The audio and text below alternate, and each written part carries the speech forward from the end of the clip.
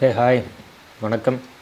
So இன்றைக்கி வந்து நம்ம இந்த எக்கனாமிக்ஸோட செகண்ட் கிளாஸ் பார்க்குறோம். 2025க்கான ஒரு ப்ரிலிம் சீரிஸ் வந்து நம்ம கொண்டு போயிட்டுருக்கோம்.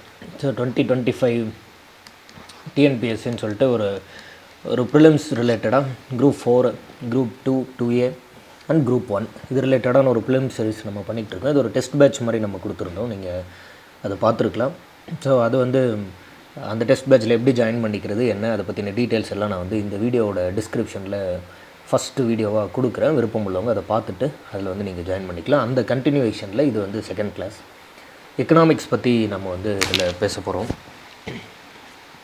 ஆக்சுவலாக இப்போ இதில் வந்துட்டு கொஞ்சம் ஸ்கூல் புக்கை தாண்டி நம்ம வந்து பேச போகிறோம். ஸ்கூல் புக்கில் இருக்கக்கூடிய சில இம்பார்ட்டண்ட்டான ஃபேக்டர்ஸ் பற்றி நான் பேசியிருந்தேன். சாப்டர் 1 வந்து ரொம்ப ரொம்ப இம்பார்ட்டண்ட்டான விஷயம். அதாவது 10th ஸ்டாண்டர்ட் புக்கிலேருந்து ஆரம்பிக்கலாம் நம்ம முன்னாடியே சொல்லியிருந்தோம். ஏன்னா நீங்கள் ஸ்கூல் புக் படிக்கிறது ரொம்ப ரொம்ப இம்பார்ட்டன்ட். நிறைய முறை நான் சொல்லிட்டேன், பட் இருந்தாலும் இன்னொரு முறை நான் சொல்கிறேன், ஞாபகம் வச்சுக்கோங்க. என்ன அப்படின்ட்டுனா, நீங்கள் குரூப் 4 படிக்கிறீங்க அப்படின்னா தமிழ் லாங்குவேஜ் தான் உங்களுக்கு ரொம்ப ரொம்ப இம்பார்ட்டண்ட்டாக இருக்கும். அதை தாண்டி ஜிஎஸ் பொறுத்த வரைக்கும் 6 to 10 சோசியல் சயின்ஸை மட்டுமே படித்தா போதுமான விஷயம், ரொம்ப பெரிய விஷயம், அதுவே அதிகம். ஏன்னா நீங்கள் அந்த சைடு தமிழ் படிக்கணும், இங்கிலீஷும் இல்லை. அதனால் தமிழ் ப்ளஸ் ஜிஎஸ். அதே நீங்கள் 2A படிக்கிறீங்க அப்படின்ட்டுனா உங்களுக்கு வந்து அங்கே வந்து தமிழ் அல்லது இங்கிலீஷ்னு 2 ஆப்ஷன் இருக்கும். ஸோ நீங்கள் லாங்குவேஜில் எதுனாலும் பண்ணிக்கலாம். ஜிஎஸ்க்கு நிறைய முக்கியத்துவம் கொடுக்கணும். இங்கே தான் ரொம்ப இம்பார்ட்டண்ட்டான விஷயம் வருது. 6 to 10 ஸ்கூல் புக்கோடு சேர்த்து 11th and 12th ஸ்கூல் புக்கும் நீங்கள் கம்பல்சரியாக படிக்கணும், மஸ்ட். அது இல்லாமல் நீங்கள் வந்து குரூப் 1ஓட ப்ரிலிம்ஸோ அல்லது குரூப் 2 மெயின்ஸ் அல்லது 2Aவோட மெயின்ஸ் இது மாதிரிலாம் எதுவாக இருந்தாலும் வாட் எவர் நீங்கள் அது எந்த கேட்டகரிக்குள்ளே போனீங்கனாலும் 6 to 10th இல்லாமல் நீங்கள் followed by that 11th and 12th வந்து படிக்க வேண்டியது ரொம்ப ரொம்ப கட்டாயம். நீங்கள் இதை வந்து கிளியராக ஞாபகம் வச்சுக்கணும். உங்களுக்கு புரியுதுன்னு நினைக்கிறேன். அதுவே குரூப் 4 அப்படின்ட்டுனா லாங்குவேஜ் பேப்பர் தான் ரொம்ப ரொம்ப இம்பார்ட்டண்ட். இங்கே இங்கிலீஷும் கிடையாது. அப்போ இந்த லாங்குவேஜ் பேப்பரோடு சேர்த்து நம்ம ஜிஎஸ் படிக்கிறோம். அதில் ஃபஸ்ட்டு வந்து 6 to 10 படிங்க. அதுக்கப்புறம் அடுத்தது வந்து நம்ம முடிவு பண்ணிக்கலாம். ஸோ இப்போ நம்ம ஃபஸ்ட்டு ஸ்டார்ட் பண்ணுறது ஃப்ரம் 10th புக்கிலேருந்து ஸ்டார்ட் பண்ணியிருக்கோம். 10th புக்கில் பர்டிகுலராக எக்கனாமிக்ஸ்லேருந்து ஸ்டார்ட் பண்ணியிருக்கோம். ஸோ ஏற்கனவே டெஸ்ட்டில் ஜாயின் பண்ணவங்க 10th ஸ்டாண்டர்ட் எக்கனாமிக்ஸில் நீங்கள் வந்துட்டு ஃபஸ்ட்டு சாப்டர் இப்போ நம்ம நடத்திருக்கோம், அதை படிங்க. அது தொடர்ந்து 2nd, 3rd, 4th எல்லாத்தையும் நடத்திடலாம். இதில் நம்ம டெஸ்ட் எழுதலாம்.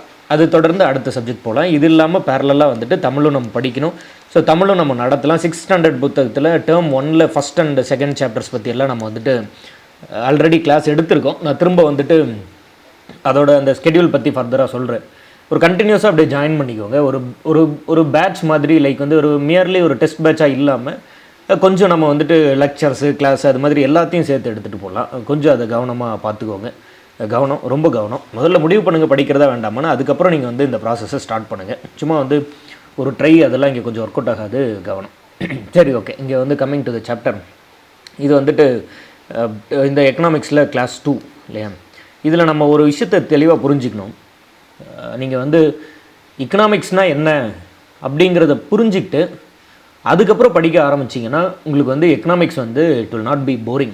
உங்களுக்கு வந்து எக்கனாமிக்ஸ் என்னங்கிறதே புரியாமல் எக்கனாமிக்ஸ் படிக்கிறதுனால தான் அதில் வந்து நிறைய புரியல, கஷ்டமாக இருக்குது, இந்த மாதிரியான விஷயம்லாம் வருது. இதில் ஒரு கதை சொல்கிறேன், இதை வந்து நல்லா கிளியராக கேட்டுக்கோங்க. அதுக்கப்புறம் நீங்கள் எக்கனாமிக்ஸ் உங்களுக்கு எப்படி புரிஞ்சிருக்கு என்ன அப்படிங்கிறத பாருங்கள். ஸோ இப்போ இதை பொறுத்த வரைக்கும் ஒரு நார்மலாக எந்த ஒரு உயிராக இருந்தாலும், பூமியில் உள்ள எந்த ஒரு உயிராக இருந்தாலும் 3 விஷயம் அடிப்படையாக தேவை. உணவு, உடை, இருப்பிடம் இல்லையா? ஃபுட்டு, ஷெல்டரு அண்ட் க்ளோத்ஸ், துணி இல்லையா? இந்த உடை வந்து தேவை. மற்ற எல்லா உயிர்களும் 2 விஷயந்தான் தேவைப்படுது. உணவு, உடை, 2 விஷயந்தான். உடையில் உணவு, அதே போல் இருப்பிடம். மனிதனுக்கு மட்டும்தான் 3 விஷயம் தேவைப்படுது. அதுதான் என்ன அப்படின்ட்டுனா உணவு, உடை, அதாவது இருப்பிடம் சொல்கிற அந்த உடையும் சேர்ந்து மனிதனுக்கு தேவைப்படுது. என்ன சொல்ல வரோன்னா, பறவைகளுக்கோ மற்ற விலங்குகளுக்கோ உடை அப்படின்னு ஒரு விஷயம் தேவைப்படுறதில்ல. 2 விஷயம் மட்டும்தான் தேவைப்படுது. என்ன? உணவு ஒன்று தேவைப்படுது, இன்னொன்று வந்துட்டு இருப்பிடம் அப்படின்னு ஒன்று தேவைப்படுது. மனிதனுக்கு மட்டும் 3 விஷயம் தேவைப்படுது. அது என்ன? இருப்பிடம், உணவு, உடை அப்படின்னு 3 தேவைப்படுது. நீங்கள் நல்லா கவனித்து பார்த்தீங்கன்னா இங்கே எந்த இடத்துலையுமே நம்ம கல்வி அப்படின்னு ஒரு விஷயத்த சொல்லவே இல்லை. அடிப்படையாக உயிர் வாழ்கிறதுக்கு நமக்கு தேவைப்படுற 3 விஷயம்னு சொல்லி உணவு, உடை, இருப்பிடம் முடிச்சிட்டோம். அதுவும் விலங்குகளாக இருந்தால் உடையும் தேவையில்லை, உணவும் இருப்பிடம் மட்டும்தான் தேவைன்னு சொல்லிட்டோம். இப்போது ஒரு சிம்பிள் லாஜிக்காக இப்படி யோசிச்சு பாருங்கள். எந்த ஒரு பறவையுமே டிஎன்பிசி பரீட்சைக்கு படிக்கிறதுக்கு வரல. ஏன் அப்படின்னா சிம்பிள் ரீசன். நீங்கள் அது ஆண் பறவையாக இருக்கலாம், பெண் பறவையாக இருக்கலாம், அது வந்து மாற்றுத்திறனாளி பறவையாக இருக்கலாம், வயதான பறவையாக இருக்கலாம், பிறந்து கொஞ்ச நாள் ஆன பறவையாக இருக்கலாம், எந்த பறவையாக இருந்தாலும். ஈவன் இன்றைக்கெலாம் பாருங்கள் பயங்கர மழை, இந்த மாதிரி மழை பெய்யலாம், வெயில் அடிக்கலாம், என்ன நடந்தாலும் அந்த பறவைகளோ மற்ற எல்லா விலங்குகளும் தினமும் காலையில் எழுந்த உடனே அதற்கு ஒரே வேலை உணவை தேடி ஓடணும். அதோட பசியை போக்கிக்கிறதுக்கு உணவை தேடி ஓடணும். உணவு சேகரிப்பில் மனிதன் அடைஞ்சிருக்கிற மாதிரியான ஒரு மிகப்பெரிய சாதனையை மற்ற விலங்குகள் அடையாததுனால அதிகப்படியான நேரத்தை உணவை தேடி ஓடுறதுல செலவு பண்ணுது. எல்லா விலங்குகளும் அப்படி தான் பண்ணுது. மனிதன் வந்து இப்போ நீங்கள் உட்காந்து 1 மணி நேரம் இது மாதிரியான வீடியோஸ் பார்த்துக்கிட்டு இருந்தால் கூட உங்களோட உணவு உங்களுக்கு வந்து கிடச்சிருது. சமையல் கட்டில் நம்மளால் தயார் செஞ்சுக்க முடியுது. நம்ம போய் முன்னாடியே விளைவிச்சு எடுத்துகிட்டு வந்து வச்சுட்டோம். ஏதோ ஒரு காரணத்தினால ஃபுட்டை வந்து ரொம்ப தேடி ஓடி நேரத்தை வீண் பண்ண வேண்டிய தேவை இல்லாமல் கொஞ்சம் நகரத்தில் வாழக்கூடிய மனிதன் தன்னோட நேரத்தை மிச்சப்படுத்திக்கிட்டான். மற்ற எல்லா விலங்குகளும் காலையிலேருந்து சாயந்தரம் வரைக்கும் உணவை தேடி ஓடுது. அப்படி உணவை தேடி ஓடுறதுனால அதனால் பள்ளிக்கூடத்துக்கோ கல்லூரிகளுக்கோ யோசிக்கிறதுக்கோ மற்ற விஷயத்துக்கு நேரம் இல்லை. நீங்கள் ஜாதி மத இனம்னு சொல்லி சண்டை போடுறதுக்கு நேரம் இல்லை, அது சார்ந்த பிரிவினையை பேசுகிறதுக்கு நேரம் இல்லை, எதுக்குமே நேரம் இல்லை. ஏன்னா எல்லா விலங்குகளும் உணவை தேடி ஓடணும். இந்த உணவு மட்டும்தான் மிக முக்கியமான விஷயமா இருக்குது. இறைவனை வணங்கி இறைவன் புகழ்பாட கூட நேரம் இல்லை, உணவை தேடி ஓடணும். அந்த அளவுக்கு வந்து இந்த விலங்குகள் வந்து உணவு சார்ந்து ஓடிக்கிட்டே இருக்கு. மனிதன் அதிலிருந்து கொஞ்சம் முன்னேறி உணவை வந்து சேகரித்து வச்சு இது மாதிரியான விஷயங்கள்லாம் பண்ணிக்கிட்டான். சரி, இப்போது மனிதன் இருக்கக்கூடிய மிக முக்கியமான விஷயமா இல்லை மற்ற உயிர்களுக்கும் மனிதனுக்கும் உள்ள வேற்றுமையாக நம்ம சில விஷயங்களை பற்றி இங்கே பேசுகிறோம். இதை அப்படியே இன்னொரு விஷயத்தோட பொருத்தி பாருங்கள். ஒரு 3 ஸ்டேஜாக பிரிச்சுக்கோங்க. இல்லையா, இளமையில் இருக்கக்கூடிய ஆணோ பெண்ணோ ஒரு மனிதன், முதுமையில் இருக்கக்கூடிய ஒருத்தங்க, குழந்தை பருவத்தில் இருக்கக்கூடிய ஒருத்தங்க, 3 ஸ்டேஜில் நம்ம பிரிச்சுக்கிறோம். இப்போ ஸ்டார்டிங் ஃப்ரம் யங் ஏஜ், இந்த ஏஜில் எடுத்துப்போம். இப்போ இவனுக்கு பயங்கரமான வறுமை, இளமையில் இருக்கக்கூடிய ஒரு ஆணுக்கோ பெண்ணுக்கோ பயங்கரமான வறுமை. ஔவையார் வந்து முருகர்கிட்ட கேட்டதாக, முருகர் வந்து ஔவையார்கிட்ட கேட்டதாக ஒரு பாடல் ஒன்று சொல்லுவாங்க. ஔவையே கொடியது எது அப்படின்னு முருகர் வந்து கேட்பார். அப்போது வந்து ஔவையார் சொல்லுவாங்க, கொடியது கேட்கும் வடிவேலா, கொடிது கொடிது இளமையில் வறுமை கொடிது அப்படிம்பாங்க. ஸோ அப்போது வறுமை கொடிது, அதை விட கொடிது இளமையில் வறுமையாக இருக்கிறது இன்னும் கொடிது அப்படின்னு அப்போது ஒரு சங்ககால பாட்டில் சொன்னதாக ஒரு கதை ஒன்று உண்டு. நீங்கள் வறுமை பற்றி வள்ளுவர் கூட எழுதியிருக்காரு, நிறைய பேர் வறுமை பற்றி எழுதியிருக்காங்க, நிறைய இருக்குது. ஆனாலும் வறுமையிலிருந்து மீண்டு வரத்துக்கான வழின்னு சொல்லி பட்டுக்கோட்டை கல்யாண சுந்தரனார் அவர்கள் வந்து ஒரு பாட்டு எழுதியிருப்பார். அதாவது திருடாதே பாப்பா திருடாதேன்னு ஒரு பாட்டு. அதில் வந்து வறுமையை நினைத்து பயந்து விடாதே, திறமை இருக்கு மறந்து விடாதே அப்படின்னு ஒரு வரி எழுதியிருப்பாங்க. அந்த அளவுக்கு இந்த வறுமை மிக கொடியது. இப்போ இந்த இளமையில் இருக்கவன் வறுமையில் இருக்கான்னு வச்சுப்போம். இவன் வறுமையில் இருக்கிறதுனால அடுத்த தலைமுறையை எதை நோக்கி அனுப்ப போகிறான் அப்படின்ட்டுனா, உணவை தேடியோ உடைய தேடியோ இருப்பிடத்தை தேடியோ தான் ஓடுவாங்களே தவிர்த்து கல்வியை தேடி ஓட மாட்டாங்க. உங்களுக்கு நல்ல கதை புரியுதுன்னு நினைக்கிறேன். இந்த இளமையில் இருக்கக்கூடிய யங்காக இருக்கக்கூடிய பேரண்ட்ஸ் வறுமையில் இருந்தால் அடுத்த தலைமுறை குழந்தைகள் கல்வியை நோக்கி ஓட முடியாது. ஏன்னா இவங்களும் உணவை தேடி ஓடிட்டு இருப்பாங்க. இப்போது இந்த சில்ட்ரன் வந்து சரியான ஒரு கல்வியிலையோ அல்லது சரியான ஒரு ஸ்கில் இல்லாமல் வளர்ந்தானா மறுபடியும் இந்த சில்ட்ரன் வந்து யங் ஏஜுக்கு வரும்போது, அதாவது இவன் வந்து திரும்ப வந்து ஒரு யங்ஸ்டராக வரும்போது திரும்ப வறுமையிலே தான் இருப்பான். உங்களுக்கு அந்த கதை புரியுதுன்னு நினைக்கிறேன். இப்போது சிம்பிளாக நீங்கள் இந்த வீடியோ பார்த்துட்ருக்க ஒரு சிலர் வந்து மேபி ஒரு சிலருக்கு வந்து பாட்டு பாட தெரியாமல் இருக்கலாம். அந்த பாட்டு பாடுறதை வச்சு நம்மளால் வருமானம் ஈட்ட முடியல. ஏன் பாட்டு பாட தெரியல அப்படின்னா, ஏன்னா சின்ன வயசுலேருந்து நீங்கள் பாட்டு பாட கற்றுக்கல. இந்த வீடியோ பார்த்துட்டு இருக்க ஒரு சிலர் வந்து ஐடி கம்பெனிக்கு போகாமல் இருந்திருக்கலாம். ஏன் ஐடி கம்பெனிக்குள்ளே போகலைன்னா, ஏன்னா அந்த ஸ்கில் இல்லை. அது மாதிரி நிறைய விஷயத்த சொல்லலாம். அப்போது நமக்கு ஒரு குறிப்பிட்ட ஸ்கில் இல்லாததுனால அந்த ஸ்கில்லை வச்சு நம்மளால் சம்பாரிச்சிக்க முடியாது.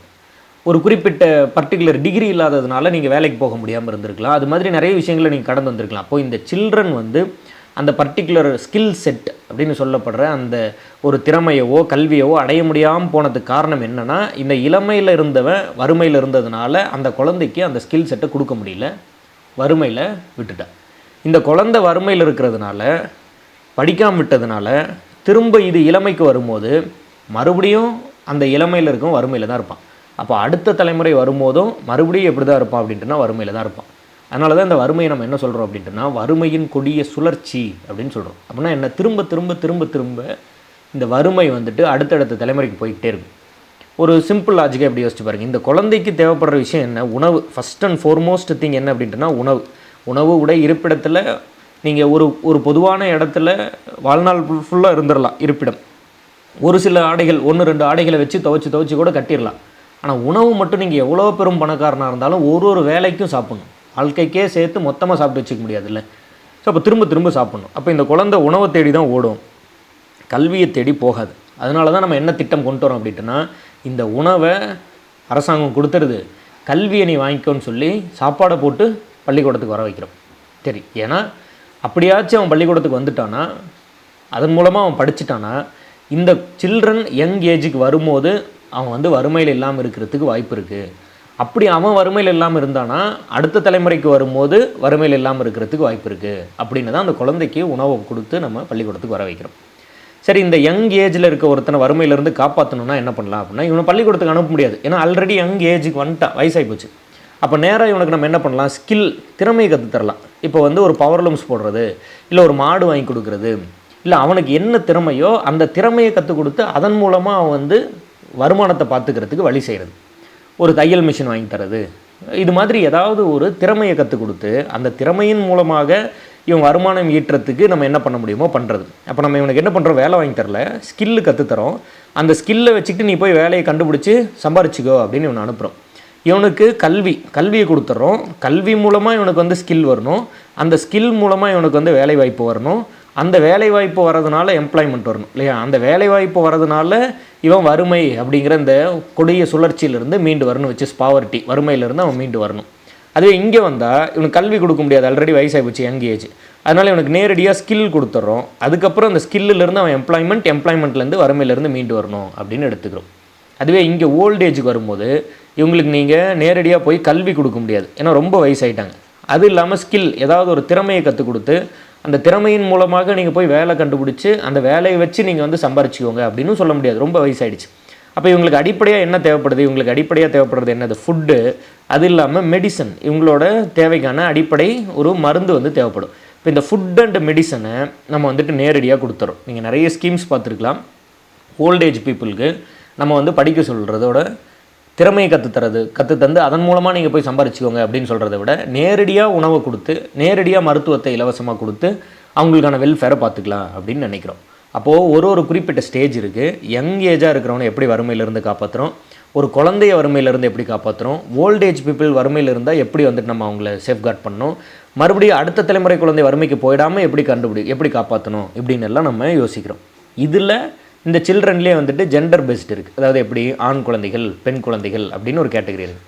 இது இல்லாமல் 3ஆம் பாலினத்தவர்கள் அப்படின்னு இருக்குது. இங்கே யங் ஏஜுக்கு வரும்போது ஆண், பெண், திருமணமானவர்கள், திருமணம் ஆகாதவர்கள், வேலைக்கு போனவன், வேலைக்கு போகாதவன், திறமைக்கு ஏற்ற வேலை கிடைக்காதவன், ஏதாவது ஒரு வேலை கிடைச்சுமே அந்த வேலையில் வந்து சஸ்டெயின் பண்ண முடியாத ஒரு சூழல் வரக்கூடியவன், இது மாதிரி நிறைய கேட்டகரி பிரிக்கிறோம். அதுபோல் ஓல்டு ஏஜ் வரும்போது நிறைய கேட்டகரிஸ் வந்துட்டு பிரிக்கிறோம்.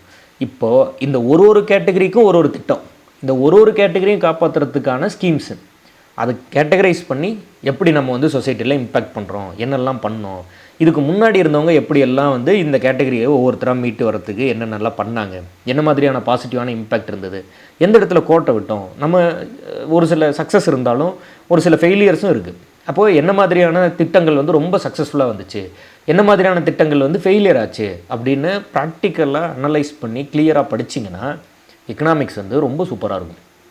இங்கே நம்ம சொல்கிறது உண்டு, இப்போ கூட சொன்னோம், இந்த இதில் வந்து நீங்கள் வந்து உணவு, உடை, இருப்பிடம் தான் எல்லா உயிருக்கும் தேவைப்படுது. மனுஷனுக்கு இந்த 3 தேவைப்படுது. அப்போ இந்த 3 தேடி தான் ஓடுவான், அதுலேயும் குறிப்பாக உணவு தேடி தான் ஓடுவான், கல்வியை தேடி பள்ளிக்கூடத்துக்கு வர மாட்டான். அப்போ சாப்பாட்டை போட்டு தான் பள்ளிக்கூடத்துக்கு வர வச்சோன்னு சொல்கிறோம். வெறுமனே சாப்பாடு மட்டும் இல்லை, பல விஷயங்களை கொடுத்தோம் இல்லையா, கொடுத்துட்ருக்கோம். அப்படி கொடுத்து தான் நமக்கு முன்னாடி இருக்க தலைமுறை கொஞ்சமாச்சும் பள்ளிக்கூடத்துக்கு வந்தாங்க. உணவு அப்படியே நீங்கள் 1 by 1 கொண்டு போகலாம். சிறுதானியம், சத்துணவு, சைக்கிளு, லேப்டாப்பு, புக்கு, செப்பல், நீங்கள் அதிலே வந்துட்டு இன்னும் எக்கச்சக்கமாக கேட்டகரைஸ் பண்ணலாம். நான் அதை ஒரு தனி வீடியோவை கொண்டு போகிறேன், இதுக்குள்ளே போட்டு அதை டம்ப் பண்ண விரும்பல. ஏன்னா ஒன்று ஒரு ஸ்கீமு, ஒன்று பற்றியும் நம்ம எலாபரேட்டாக பேசணும். அது எப்படியெல்லாம் ஒர்க் அவுட் ஆச்சு, என்னென்ன மாதிரியான அதில் பாசிட்டிவானது இருந்தது, அதில் என்ன மாதிரியான நெகட்டிவ் இருந்தது, அது மாதிரிலாம் நிறைய பேசணும்.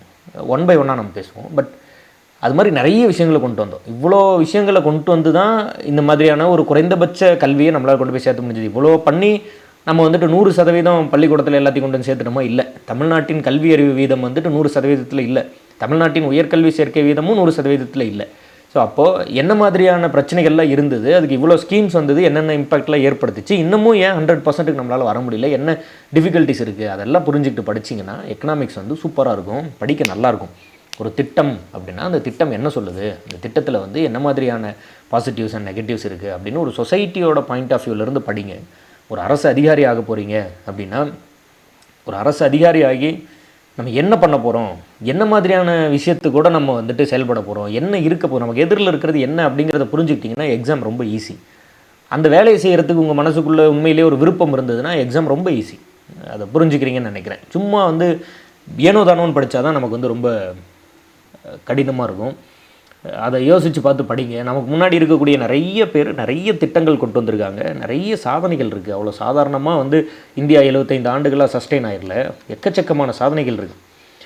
அந்த சாதனைகளும் அந்த திட்டங்களும் இல்லைன்னா இன்றைக்கி இருக்கக்கூடிய இந்தியா இல்லை. ஈவன்தோ சம் நெகட்டிவ்ஸ் இருந்தால் கூட இன்றைக்கி இருக்கக்கூடிய தமிழ்நாடோ இன்றைக்கி இருக்கக்கூடிய இந்தியாவோ இதற்கு முன்னாடி இருந்த அந்த ஸ்கீம்ஸ் அண்ட் திட்டங்களோட இம்பேக்ட்னால உருவாகிறது தான். ஸோ அதை புரிஞ்சுட்டு படிச்சிங்க அப்படின்றனாவே யூ வில் மேக் இட். நீங்கள் வந்து எக்கனாமிக்ஸ் வந்து நல்லா கிளியராக புரிஞ்சிக்கலாம். ஒரு வீட்டுக்கு எப்படி ஒரு நல்ல சம்பாத்தியம் வந்து ரொம்ப அவசியமோ, ஒரு நல்ல வருமானம் வந்து மிக அவசியமாக இருக்கும், குறைந்தபட்ச வருமானம் எப்படி மிக அவசியமாக இருக்கோ, அதுபோல் ஒரு நாட்டுக்கு அந்த வருமானமும் அது பகிர்ந்தளிக்கப்படக்கூடிய விஷயமும் ரொம்ப ரொம்ப இம்பார்ட்டன்ட். உங்களுக்கு புரியுதுன்னு நினைக்கிறேன். வீட்டுக்குள்ளே 2 பேர் 3 பேர் இருக்கிறதுனால பகிர்ந்தளிக்கப்படுறதுல ஏற்படக்கூடிய பிரச்சனை வந்து கொஞ்சம் குறைவாக இருக்கலாம். ஒரு கூட்டு குடும்பமாக வரும்போது அந்த பகிர்ந்தளிப்போட பிரச்சனை என்னன்னு நீங்கள் புரிஞ்சுப்பீங்க. 140 கோடி மக்கள் அப்படிங்கும்போது பகிர்ந்தளிக்கப்படுறதுல ஏற்படக்கூடிய பிரச்சனை என்ன, அதை புரிஞ்சுக்கிட்டிங்கனாவே எக்கனாமிக்ஸும் பாலிட்டியும் தாறுமாறாக புரியும், ஈஸியாக இருக்கும். ஸோ ட்ரை பண்ணி பாருங்கள். ஏற்கனவே இங்கே ஒரு நல்ல ஒரு இம்பேக்டான ஒரு விஷயத்தை பற்றி பேசியிருக்கேன். இது எந்த அளவுக்கு உங்களுக்கு புரிஞ்சிருக்குன்றதை பாருங்கள். அதை புரிஞ்சுக்கிட்டிங்கனாவே அடுத்தடுத்து நீங்கள் வந்து எக்கனாமிக்ஸ் படிக்கிறதை ஈஸியாக படிச்சிருவீங்க. அந்த இம்பேக்டோட இந்த மனநிலையோடு போய் படித்து பாருங்கள். பொருளாதாரம் எவ்வளோ சூப்பரான விஷயம் அப்படிங்கிறத நல்லா நீங்கள் வந்து புரிஞ்சுக்கலாம். இப்போ நேற்று கூட நம்ம அந்த 10th ஸ்டாண்டர்ட் புத்தகத்தில் ஃபஸ்ட்டு சாப்டர் நடத்தும் போது அமர்த்திய சென் அவர்கள் வந்து ஒரு வார்த்தை சொல்லியிருப்பார். குவாலிட்டி ஆஃப் லைஃப்பை இன்க்ரீஸ் பண்ணணும், குவான்டிட்டியை இன்க்ரீஸ் பண்ணுறதுல ஒன்றும் இல்லை. பொருளாதாரம் அப்படிங்கிறது அளவு அதிகரிக்கிறது இல்லை, தரத்தை அதிகரிக்கணும் அப்படின்னு சொல்லி பேசியிருப்போம். எக்கனாமிக் க்ரோத் அப்படிங்கிறது நேரோவாக இருக்கும், ஒரே ஒரு அதிகமான வேல்யூஸ் இன்க்ரீஸ் ஆகும். அதே எக்கனாமிக் டெவலப்மெண்ட் அப்படிங்கிறது ப்ராடராக இருக்கும், எல்லாரையும் சேர்த்து வளர்ச்சி அடைச்சி எடுத்துகிட்டு போனால் அதுதான் எக்கனாமிக் டெவலப்மெண்ட்டு. நேராக ஒரு மாதிரி பணம் மட்டுமே அதிகரிச்சிட்டு இருந்தால் அது வந்து வளர்ச்சி இல்லை, அது வெறுமனே பொருளாதார வளர்ச்சி, பொருளாதார முன்னேற்றம், பொருளாதார மேம்பாடு தான் நமக்கு வேணும், பொருளாதார வளர்ச்சி வேண்டாம் அப்படின்னு சொல்லி நம்ம பேசியிருப்போம். ஸோ இதெல்லாம் மனசில் வச்சு படிங்க, ரொம்ப நல்லாயிருக்கும். எக்கனாமிக்ஸ் வந்து நீங்கள் படிக்க வந்து ஒரு மாதிரி சூப்பரான ஒரு சப்ஜெக்ட்டு. அதை வந்து ட்ரை பண்ணி பாருங்கள். வறுமைங்கிறது ஒரு சுழற்சி, 12வது புத்தகத்தில் கொடுத்துருப்பாங்க, விசியஸ் சைக்கிள் ஆஃப் பாவர்ட்டி, வறுமையின் கொடிய சுழற்சி அப்படின்னு சொல்லியிருப்பாங்க. ஒரு தலைமுறை மாட்டினான்னு வச்சுக்கோங்க, யங்ஸ்டர் மாட்டினானா காசு இல்லை, அடுத்த தலைமுறை படிக்க வைக்க முடியாது. அடுத்த தலைமுறையும் அதாவது அவனுக்கு வரக்கூடிய அடுத்த குழந்தைகளும் வறுமையில் தான் இருப்பாங்க. இந்த குழந்தை வறுமையில் இருந்தால் திரும்ப வரக்கூடிய அடுத்த யங் ஜென்ரேஷனும் வறுமையில் தான் இருப்பான். அப்போ இவன் திரும்ப ஓல்டு ஏஜ் ஆனாலும் வறுமையில் தான் இருப்பான். இவனுக்கு பிறந்த குழந்தைகளும் வறுமையில் தான் இருப்பாங்க. அடுத்த தலைமுறை வளமுறை அப்படியே வறுமையே தான் சுற்றிட்டு இருக்கும். இவனை இதுலேருந்து மீட்கவே முடியாது. அப்படி இவனை இதுலேருந்து மீட்கணும்னா எப்படியெல்லாம் மீட்கலாம்? ஒரு குழந்தைய இதுலேருந்து மீட்கணுமா? கல்வி. ஒரு யங்ஸ்டர் இதிலேருந்து மீட்கணுமா? திறமையை கற்றுக் கொடுத்து போய் வேலைக்கு போக சொல்கிறோம். ஒரு வயதானவர் இதிலேருந்து மீட்கணுமா? அவருக்கு வந்து உணவும் வேலைவாய்ப்பு, அதாவது உணவும் மருத்துவமும் கொடுத்து அவர் பத்திரமா பார்த்துக்கிறோம். இது மாதிரி ஒவ்வொரு ஸ்டேஜில் எப்படி இருக்கவங்களோ எப்படியெல்லாம் நம்ம வறுமையிலேருந்து மீட்டெடுக்கிறோம் அப்படிங்கிறத நீங்கள் வந்து கிளியராக புரிஞ்சிக்கணும். இன்னும் கூட சிம்பிளாக இதை நல்லா புரிஞ்சுக்கோங்க. இந்த எக்கனாமிக்ஸ் அப்படிங்கிறது, பொருளாதாரம் அப்படிங்கிறது சரியாக இருந்தால் தான் சாதனையாளர்களே உருவாகுவாங்க. நீங்கள் வந்து பிரக்னானந்தா அப்படின்னு சொல்லி ஒரு பெரிய நம்ம இந்தியாவுக்கே பெருமை சேர்த்தக்கூடிய ஒரு சிறந்த செஸ் பிளேயர் ஒருத்தர் இருக்கார். பிரக்னாவுக்கு வந்து செஸ் கற்றுக் கொடுத்துருக்காங்க. சின்ன வயசுலேருந்தே அந்த செஸ்ஸை நல்லா பிடிச்சி சூப்பராக அதை எடுத்து இன்றைக்கி வந்து பெர்ஃபார்ம் பண்ணுறாரு. ஒருவேளை அதே பிரக்னா வந்து ஒரு மலையில் ஒரு காட்டுவாசியாக பிறந்துடுறாருன்னு வச்சுப்போம், ஒரு ட்ரைபில் பிறந்துடுறாரு. அப்போ அவருக்கு செஸ்ஸை கற்றுக் கொடுக்கக்கூடிய அந்த வாய்ப்புகள் வந்து அந்த இடத்துல கிடைக்கல. அவருக்கு அந்த இடத்துல எப்படி சர்வைவ் ஆகணும், அவங்க அந்த இடத்துல நிம்மதியாகவும் ஹாப்பியாகவும் இருப்பாங்க, அது வேறு விஷயம். ஆனால் அந்த இடத்துல செஸ்ஸுக்கான ஒரு பாசிபிலிட்டி இல்லைன்னு வச்சுப்போம். அப்போது அந்த செஸ்ஸை எப்படி சிறப்பாக விளையாடலாம் அப்படிங்கிறத அந்த சின்ன வயசில் கற்றுக் கொடுக்கறதுக்கான பாசிபிலிட்டி இல்லாமல் போயிட்டா அந்த சிறந்த செஸ் வீரன் வந்து உருவாகாமலே போயிருப்பான். அதுதான் கரெக்டான டைமில் கிடைக்கக்கூடிய அந்த வாய்ப்பு, சிறந்த விளையாட்டு வீரர்களை உருவாக்குறதுக்கான பேஸ்லைன். உங்களுக்கு அந்த விஷயம் புரியுதுன்னு நினைக்கிறேன். ஸோ அப்போது முதல்ல வந்துட்டு ஒரு நார்மலான ஒரு லைஃப் ஒன்று அமையணும். அதுக்கு கல்வியோ பொருளாதாரமோ தடையில்லாத அளவுக்கு குறைந்தபட்ச ஒரு கல்வியும் பொருளாதாரமும் அமையணும். அதுக்கப்புறம் தான் திறமையை நோக்கி ஓட முடியும். இந்த மாதிரியான கிரிக்கெட் விளையாடுறது அல்லது வந்து செஸ் விளையாடுறது, இது மாதிரியான திறமைகளை நோக்கி விளையாட முடியும். அப்புறம் தான் வேர்ல்டு லெவலில் ஷைன் ஆகிற விஷயங்களை பண்ண முடியும். இங்கே சச்சின் டெண்டுல்கர் அவர்கள் வந்து அர்ச்சரேக்கர்னு ஒருத்தர் வந்து கோச்சிங் கொடுக்குறாரு அப்படின்னா அவரை போய் ரீச் பண்ணுற இடத்துல சச்சின் டெண்டுல்கர் அவர்கள் இருக்கார். அவர் நம்ம ஊரில் நம்ம கிராமத்தில் ஏன் நம்ம தாத்தா பாட்டியெல்லாம் விடுதலை போராட்டத்தில் இன்வால்வ் ஆகலை அப்படின்னா, ஏன்னா விடுதலை போராட்டம்னு நடந்ததே தெரியாது. அந்த அளவுக்கு வந்து மிகவும் ரிமோட்டான ஒரு ஏரியாவுக்குள்ளே நம்ம இருந்திருந்தோம் அப்படின்ட்டுனா, அந்த அந்த ரீச் இல்லாமல் போயிருந்தோம் அப்படின்ட்டுனா, எவ்வளோ பெரிய திறமசாலிகளும் அந்த வாய்ப்பு கிடைக்காமல் போயிருந்தால் மிஸ் ஆகிருக்கும். அதுதான் ஃபேக்ட்டு, அதுதான் எக்கனாமிக்ஸ். அதை முடிவு பண்ணுறது தான் பொருளாதாரம். அந்த அர்பனைசேஷன் எங்கே இருக்குது, அது என்ன பண்ணுது, அந்த ரூரல் வறுமையும் அதே சமயத்தில் வந்து இந்த மாதிரியான ஒரு ஒரு ஒரு கிராமம் சார்ந்த போதுமான வளர்ச்சிகள் இல்லாமல் இருக்கக்கூடிய ஒரு இடமும் எப்படிப்பட்ட ஒரு சூழலை உருவாக்கும், இதிலேருந்து எப்படி மீட்டுட்டு வரலாம், இதெல்லாம் தான் எக்கனாமிக்ஸ். இங்கே ஸ்கீம்ஸில் வந்து ஒரு ஸ்கீம்ஸும் பல அறிவியலாளர்களோட அந்த மைண்டுக்குள்ளேருந்து உதிச்சு வந்தது. நிறைய அரசியல் தலைவர்கள் வந்து அதோட முகமாக இருந்தாலும் கூட அதுக்கு பின்னாடி உழைச்ச நிறைய அதிகாரிகள் இருந்திருப்பாங்க. அந்த திட்டத்தை ஷேப் பண்ணி கொண்டு வந்த நிறைய பியூரோக்ராட்ஸ் இருந்திருப்பாங்க. ஸோ அதையெல்லாம் வந்து நீங்கள் வந்து நல்ல அவங்களோட பாயிண்ட் ஆஃப் வியூலேருந்து படிச்சிங்க அப்படின்ட்டுனா எக்கனாமிக்ஸ் வந்து it will not be boring. ரொம்ப சூப்பராக இருக்கும். எக்கனாமிக்ஸ் படிக்க ரொம்ப நல்லாயிருக்கும். நான் ஏற்கனவே அந்த ஃபஸ்ட்டு கிளாஸ் நடத்தும் போதே இதை பற்றி பேசியிருந்தேன். இந்த டெவலப்பிங் கண்ட்ரினா என்ன, டெவலப்டு கண்ட்ரி, இதை பற்றிலாம் பேசியிருந்தேன். ஸோ அதிலே கூட நீங்கள் பார்க்கலாம். அண்டு இங்கே ஒரு விஷயம் இருக்குது, இதை நல்லா கிளியராக புரிஞ்சுக்கோங்க. கேபிட்டலிஸ்ட், கம்யூனிஸ்ட்டு, அதே போல் மிக்சடு எக்கானமின்ட்டு இந்தியா வந்து it is having mixed economy concept. நிறைய இருக்குது இதில் நம்ம பேசுகிறதுக்கு. மைக்ரோ மேக்ரோன்னு ஒரு கான்செப்ட் இருக்குது, 11th புக்கில் பேசியிருப்பாங்க. மைக்ரோனா சின்ன அளவில் இருந்தால் மைக்ரோ, பெரிய அளவில் இருந்தால் மேக்ரோ, அவ்வளோதான் டிஃப்ரென்ஸு. இந்த capital, communist and mixed economy அப்படிங்கிறத ஒரு சிம்பிள் பாயிண்ட்டாக நான் சொல்கிறேன், அது வந்து புரிஞ்சுக்கோங்க. இதில் நிறைய இருக்குது, படிக்கிறதுக்கு எக்கச்சக்கமாக இருக்குது. பட் ரொம்ப சிம்பிளாக, ரஷ்யா வந்து இன்றைக்கி கிட்டத்தட்ட ஒரு மிக அதிகமான டெவலப்டு கண்ட்ரி தான். ஆனால் அங்கேருந்து உலக பணக்காரர்கள் யாருமே வரல. நீங்கள் யோசிச்சு பார்க்குறீங்கன்னு நினைக்கிறேன். அமெரிக்காவிலேருந்து நிறைய உலக கோடீஸ்வரர்கள் வராங்க. நீங்கள் ஃபேஸ்புக் அமெரிக்காவில் இருக்குது, கூகுள் வந்து அமெரிக்காவில் இருக்குது, இப்போ பெரிய அளவில் பேசப்படுற இலான் மஸ்க் அமெரிக்காவில் இருக்கார், அமேசானோட ஓனரான ஜெஃப் பிசாஸ் வந்து அமெரிக்காவில் இருக்கார், அதே போல் மைக்ரோசாஃப்டோட ஓனர் வந்து அமெரிக்காவில் இருக்கார். இது மாதிரி நிறைய உலக கோடீஸ்வரர்கள் அமெரிக்காவிலேருந்து வராங்க, பேச பொருளாக இருக்குது. ஆனால் ரஷ்யாவில் அதற்கு சமமான அளவு ஒரு வளர்ந்த நாடாக பார்க்கப்படுது, பெரிய போட்டியாளராக பார்க்கப்படுது. ஆனால் ரஷ்யாவிலேருந்து ஏன் இவ்வளோ பெரிய உலக கோடீஸ்வரர்கள்லாம் காணோம் அப்படின்னா, சிம்பிள் ஃபேக்ட் தான். ரஷ்யா ஃபாலோ பண்ணுறது கம்யூனிஸ்ட் கொள்கை, அதே அமெரிக்கா ஃபாலோ பண்ணுறது கேபிட்டல். ஒரு முதலாளி ஒரு 1 லட்ச ரூபா போட்டு தொழில் பண்ணக்கூடிய ஒரு முதலாளிக்கு அதிகபட்ச நோக்கம் என்னவாக இருக்கும் அப்படின்ட்டுனா லாபம் இல்லையா, நல்ல ஒரு சிறந்த லாபம் பார்க்கணும் அப்படிங்கிறதான் நோக்கம். அதே வந்து ஒரு அரசாங்கத்தோட நோக்கம் என்னவாக இருக்கணும் அப்படின்ட்டுனா சேவை. ஒரு அரசாங்கத்தோட நோக்கம் வந்து சேவை. ரெண்டையும் எப்படி புரிஞ்சுக்கலாம்? இப்போ நீங்கள் வந்து உங்கள் ஊரில் ஒரு 10 கோடி ரூபா போட்டு ஒருத்தர் வந்து ஒரு கல்லூரி கட்டுறாருன்னு வச்சுக்கோங்க, ஒரு காலேஜ் கட்டுறாரு அப்படின்னு வச்சுப்போம். இந்த காலேஜ் வந்துட்டு பெரிய கேம்பஸ் இருக்கும், பெரிய இன்ஃப்ராஸ்ட்ரக்சர் இருக்கும், நல்லா பார்க்குறதுக்கு வந்து வசதியாக இருக்கும், சூப்பரான எல்லா விதமான அமெனிட்டிஸும் இருக்க மாதிரி சூப்பராக கட்டியிருப்பாங்க. ஆனால் நீங்கள் ஒரு பில்டிங்லேருந்து இன்னொரு பில்டிங்க்கு போகணுன்னா யாரையாவது பர்மிஷன் கேட்டுட்டு தான் போகணும். அங்கே வந்து நீங்கள் பொதுமக்கள் போய் அதை பயன்படுத்த முடியாது, அந்த காலேஜோட ஸ்டூடெண்ட்ஸ் தான் போய் பயன்படுத்த முடியும். அந்த மாதிரிலாம் இருக்கும். உங்கள் ஊரில் இருக்க கவர்மெண்ட் காலேஜோட நிலைமையை நினச்சி பாருங்கள். அந்த கவர்மெண்ட் காலேஜுக்குள்ளே ஆடு மாடு மேய்க்கலாம், அதுவும் நம்மளோட சேர்ந்தது தான், அதில் ஒன்றும் தவறு இல்லை. அப்போது ஆடு மாடு மேய்க்கலாம். நீங்கள் வந்து போய் பொதுமக்கள் ஒரு கிரவுண்ட் இருக்குன்னா போய் அந்த ஊருக்காரங்க எல்லோரும் பக்கத்தில் யாரெல்லாம் ரீச்சபிளாக இருக்காங்களோ எல்லோரும் போய் விளையாடலாம். அங்கே ஒரு லைப்ரரி இருக்குன்னா எல்லோரும் பயன்படுத்தலாம். அந்த கல்லூரி வந்து கல்வியும் சொல்லித்தரும், அதே சமயத்தில் பொதுவாகவும் இருக்கும். யாரும் அங்கே இருக்கக்கூடிய அந்த நிலத்துக்கு, அந்த அரசாங்கத்தோட அந்த நிலத்திற்கு உரிமை கொண்டாட முடியாது. இப்போ நான் இருக்கக்கூடிய டிஸ்ட்ரிக்ட் சேலத்தில் வந்து கருப்பூர் இன்ஜினியரிங் காலேஜ்னு ஒரு காலேஜ் இருக்குது. அந்த காலேஜ் வழியாக நடு காலேஜ் வழியாகவே ஒரு ரோடு போகும். அதை தாண்டி இருக்க ஊருக்கு மக்கள் அந்த ரோட்டை பயன்படுத்துவாங்க. உள்ளே வந்து முன்னாடியெல்லாம் வந்து எம்டி கிரவுண்டு, அதாவது முன்னே நிலம் நிறைய இருந்திருக்கும்ல, அந்த இடத்துலலாம் புல் முளைச்சிருக்கும், ஆடு மாடு எல்லாம் மேயும். சண்டேஸில் வந்து ஃபுட்பால் விளையாண்டுட்டு இருப்பாங்க, கல்லூரியை சேர்ந்தவங்களும் மாணவர்களும் இருப்பாங்க. அது ஒரு மாதிரி ஒரு எல்லாரும் சேர்ந்து இருக்கக்கூடிய ஒரு இடமா இருக்கும். ஆனால் கேபிட்டலிஸ்ட்டாக இருந்தால், அவ்வளோ பெரிய நிலம் ஒரு தனியார் முதலாளி தான் இருந்தால், அந்த கல்லூரியில் படிக்கக்கூடிய மாணவர்கள், ஆசிரியர்கள் தவிர்த்து அதை சார்ந்தவங்களை தவிர்த்து யாரும் உள்ளே நுழையவே முடியாது. அப்படியே நுழைஞ்சாலும் நீங்கள் எந்த பில்டிங்கில் இருக்கணுமோ அந்த பில்டிங்கில் தான் இருக்கணும், அடுத்த பில்டிங் கூட போக முடியாது. அந்த அளவுக்கு ஒரு ஸ்ட்ரிக்டான ஒரு விஷயம் இருக்கும். அதே சமயத்தில் அவங்க லாபத்தை நோக்கி போவாங்க, இவங்க சேவையை நோக்கி போகிறாங்க. அரசாங்கம் சேவையை நோக்கி போகுது. இன்னும் கூட நீங்கள் சிம்பிளாக புரிஞ்சுக்கோங்களேன். ஒரு தனியார் பஸ் இருக்குதுன்னு வச்சுக்கோங்க, ரொம்ப நல்ல கலர்ஃபுல்லாக இருக்கும், கலராக லைட் எல்லாம் எரியும், சிசிடிவி கேமரா, ஒரு மாதிரி அப்படியே ஒரு பில்டப்போடு இருக்கும். அதே ஒரு அரசாங்க பேருந்து இருக்குதுன்னு வச்சுக்கோங்க. இந்த அரசாங்க பேருந்தில் நீங்கள் தனியார் பஸ்ஸில் பார்க்குற அளவுக்கு பில்டப்லாம் இருக்காது, ஒரு நார்மலாக இருக்கும். ஆனால் இந்த அரசாங்க பேருந்தில் தான் நம்மளால் என்ன பண்ண முடியும் அப்படின்ட்டுனா, மாணவர்களுக்கு பஸ் பாஸ் கொடுக்க முடியும், பெண்களுக்கு இலவசம் அறிவிக்க முடியும், 3ஆம் பாலினத்தவருக்கு இலவசம் அறிவிக்க முடியும்.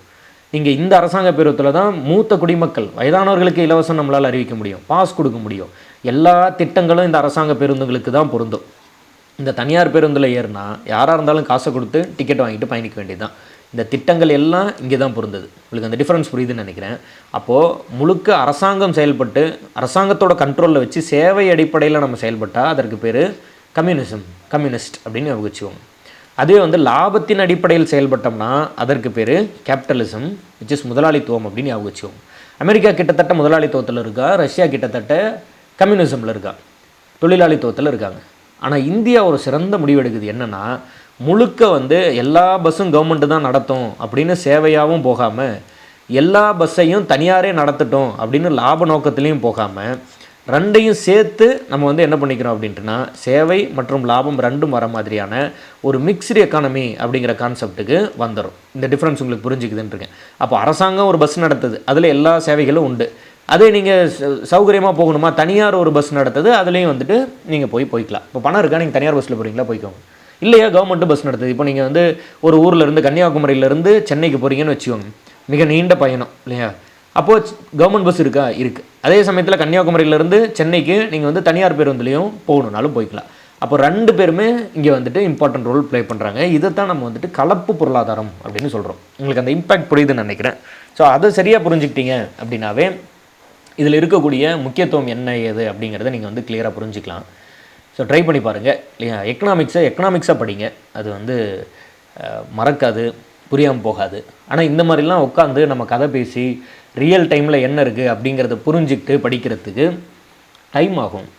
அவசரமாக எக்கனாமிக்ஸ்லேருந்து 4 கேள்வி கேட்பாங்க, எக்கனாமிக்ஸ்லேருந்து 5 கேள்வி கேட்பாங்க. இந்த 5 கேள்விக்கு நான் ஒரு 150 ஒன்லைனர்ஸ் தரேன், அந்த ஒன்லைனரை மட்டுமே படிச்சிங்க அப்படின்னா நீங்கள் வந்து இந்த எக்கனாமிக்ஸில் வரக்கூடிய எல்லா கேள்வியும் அடிச்சிடலாம். இந்த மாதிரியான ஒரு ஷார்ட்கட்டை தேடினாவோ இல்லை இந்த மாதிரி ஏதாவது ஒரு வேலையை செஞ்சிங்க அப்படின்னாவோ, எக்கனாமிக்ஸ்னால் என்ன அப்படிங்கிற அடித்தளத்தை அந்த கோர் வேல்யூ என்ன அப்படிங்கிறதெல்லாம் புரிஞ்சுக்கிட்டு படிக்கிற எண்ணம் இருக்காது.